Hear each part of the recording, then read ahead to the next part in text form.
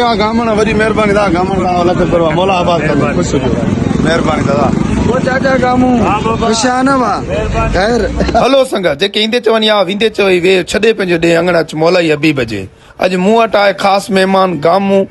उर्फ़ आसिफ पौड़ ऐं हुन सां काफ़ी सारा दोस्त मुंहिंजी भाउ जी शादी ते न अची सघिया उन खां पोइ कुझु ॾींहंनि में मूं वटि आया साईं असन शाह पप्पू ऐं सजाद मखणी सभिनि दोस्तनि जो दिलि ते असां थुराए थो आहियां सॼी संगत सां ख़ूब कचहरियूं कयूंसीं वरी संगत चयो त पंहिंजो शहर घुमाए मूं सॼी संगत खे कचहरी कंदे कंदे प्यार मोहबत जूं कचहरियूं बि कयूंसीं हाल वाल बि कयासीं छो न आयो ऐं संदसि खीरे जी दावत आहे मूं प्लेट रखी चई त मां मानी खणी आयो ऐं मूं चयो त मूंखे बि गिरहो ॾे कढी ॾिस तूं पराई मानी ताड़ींदो वञो आहे हाणे मां बि तुंहिंजी मानी ताड़ी आहे सो सॼी संगत खे मुलाक़ात कईसीं फुल वीडियो ॾिसंदा ऐं मुंहिंजे यूट्यूब खे लाइक फॉलो सब्सक्राइब ज़रूरु कंदा उन खां पोइ मूं पंहिंजी सिटी मियां साहिब जो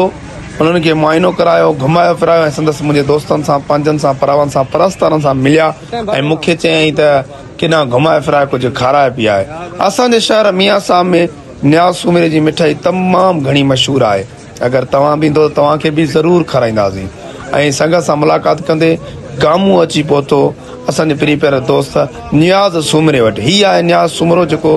तमामु बहितरीनु सूमरा स्वीट यानी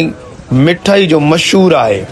असांजे मियां साहिब में सॼी संगत मुलाक़ात कई पोइ गामू खे चयुमि त अॻु भरो थी त तोखे पंहिंजी शहर जी मिठाई खारायां नियाज़ सूमरो अंदरि घुमंदे फिरंदे पंहिंजे दुकान हुनखे वठी खेसि वियायो सभिनि सां मुलाक़ात कराई ऐं अॻिते ॾिसूं पिया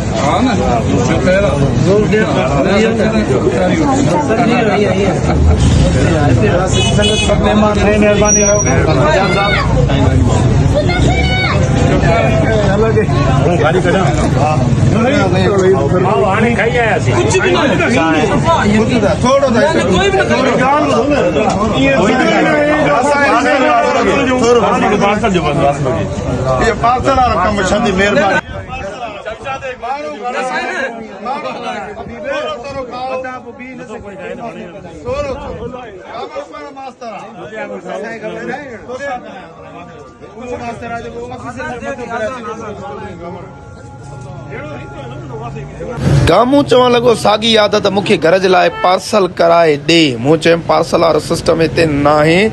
खाइणो थी त खाओ उन खां पोइ निकितासीं वापसी थींदे ई